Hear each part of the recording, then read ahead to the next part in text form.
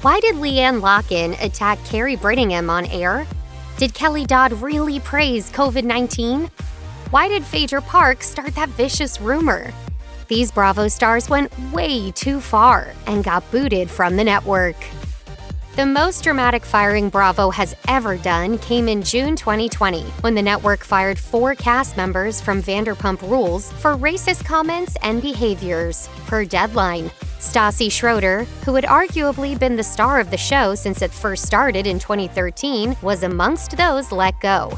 In 2018, 2 years before she was fired, Schroeder and castmate Kristen Doute called the police on Faith Stowers after mistaking her for another woman who had committed a crime. I guess this woman was like robbing people and it was somebody else.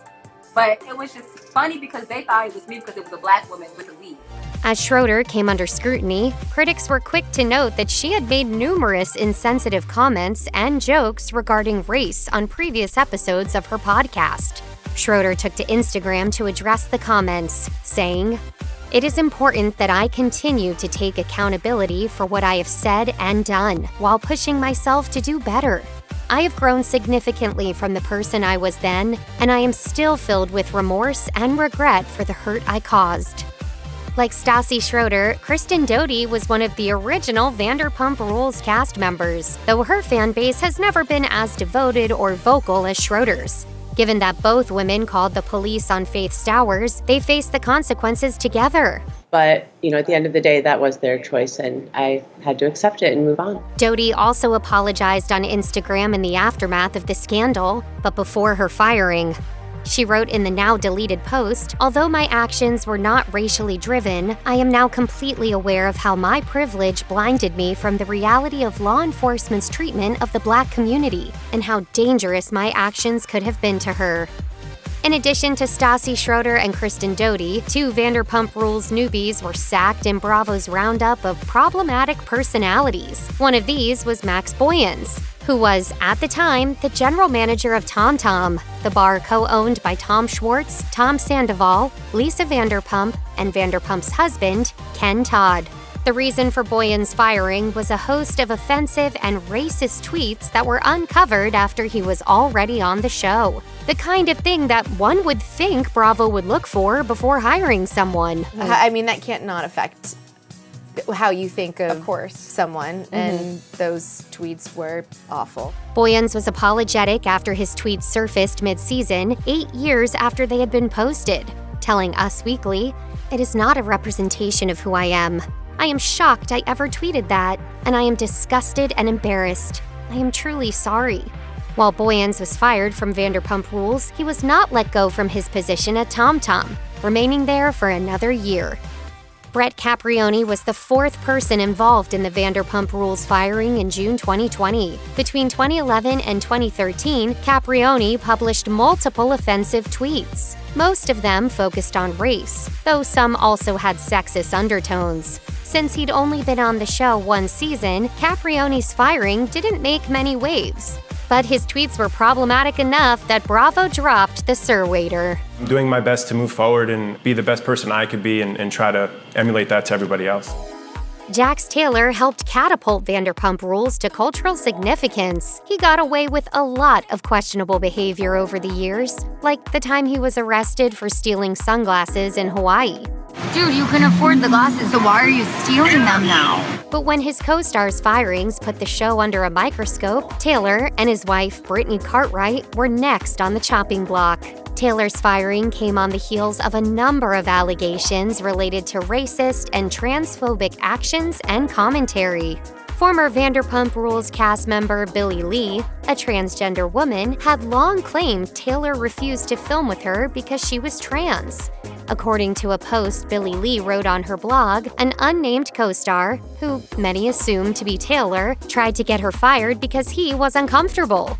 Lee wrote, his exact words were, "I'm not gonna lose all I have worked hard for something stupid I may say or do to offend her."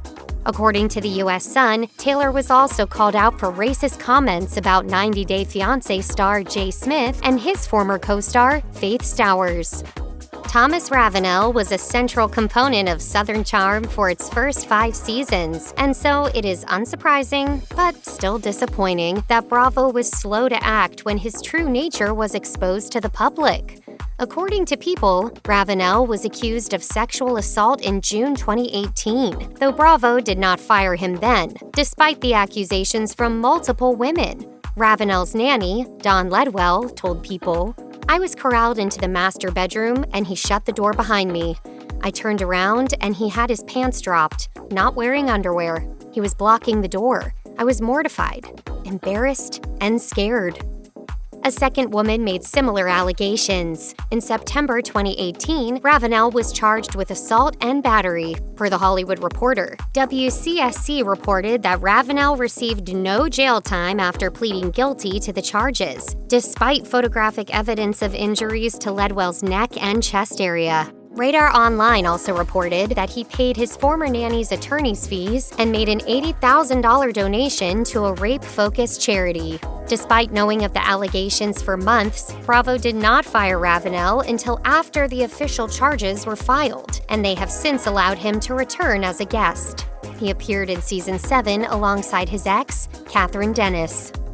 LeeAnne Locken was so crucial to the success of The Real Housewives of Dallas that it basically fell apart in her absence. After a poorly received 5th season, for which Locken was absent, RHOD is now on ice, with no immediate plans to bring it back. Unfortunately, Locken left Bravo no choice but to fire her at the end of Season 4, given her persistent attacks on cast member Carrie Brittingham, which included offensive race-based commentary. Locken had always been a controversial housewife, but it was her final season that cemented her fate as a fallen star. Locken immediately butted heads with new cast member Brittingham on Season 4 of The Real Housewives of Dallas, but things got especially bad during a trip to Bangkok.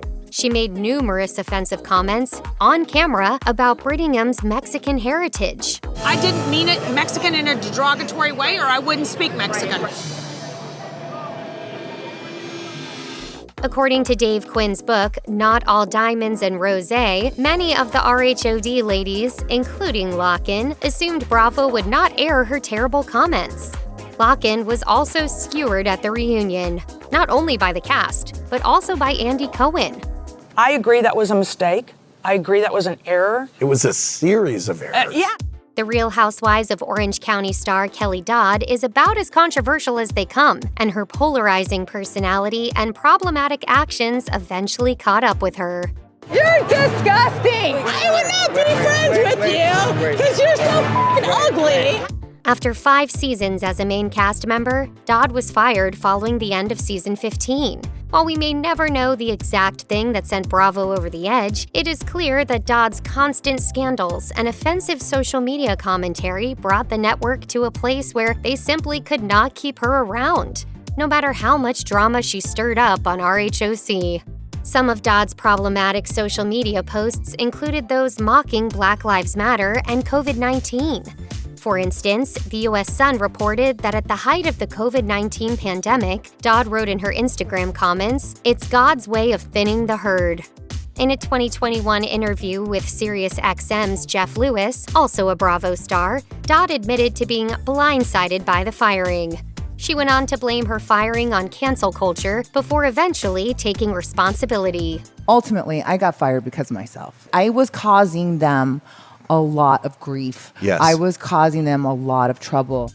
With her dramatic life and amazing zingers, Phaedra Parks was a fan favorite on The Real Housewives of Atlanta before Bravo fired her in May 2017 at the end of Season 9. Parks joined the show in Season 3 and would likely still be a cast member if not for a lie she told about fellow castmate Kandi Burruss. Much of the season revolved around a fight between Burruss and Portia Williams. Williams accused Burruss and her husband, Todd Tucker, of plotting to drug and assault her.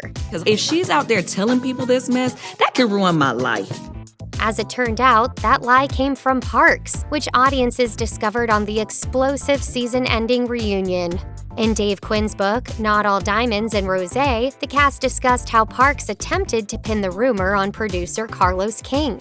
According to the book, Andy Cohen said, Phaedra had told Portia she heard it from Kandi directly, but was now pinning it on Carlos. it felt fishy. You have to understand how up this is. Despite her misdoings, Bravo is slowly easing Parks back into the fold. Though she has not yet been added back into the mix on The Real Housewives of Atlanta, Parks has been on Watch What Happens Live in 2021, and she will also appear on Season 2 of The Real Housewives Ultimate Girls Trip.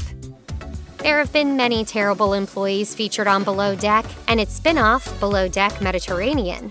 Some of them were fired, and some lasted the season, but few have been as problematic as Lexi Wilson. Wilson was the second stew for the first 13 episodes of Season 6, but exhibited troublesome behavior from the start. She refused to join group activities, treated people poorly, and threatened physical violence. It is these very behaviors that led to her dismissal from the boat and, in effect, from the show. And I never really got details until the end, and that's when I let Lexi go. Captain Sandy Yawn fired Wilson because of the drama she was creating on board the ship and the offensive things she said to others. This included using an offensive slur in relation to people with disabilities and telling a coworker he should have been aborted by his parents when he called her out. When Andy Cohen asked Captain Sandy Yawn about Wilson's behavior on the boat, Yawn said that she only saw most of it when the show aired. I wish that the crew would have really painted the picture for me. Just hearing it's bad isn't a description of behaviors.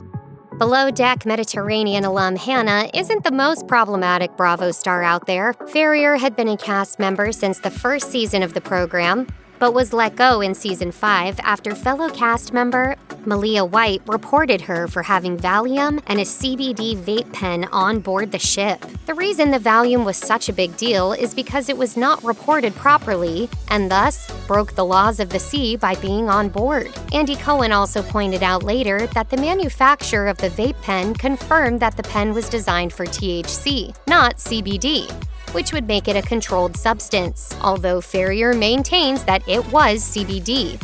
Yawn has maintained that she had no other choice but to fire Ferrier, per maritime law. I have to follow protocol. That's why structure's in place. So we have manuals. When you discover drugs on board, this is the course you take. Yawn does not seem to feel it was personal, but the same cannot be said for Ferrier. Us Weekly reported that Ferrier snubbed Yawn when she reached out to send a baby gift after Ferrier's pregnancy became public.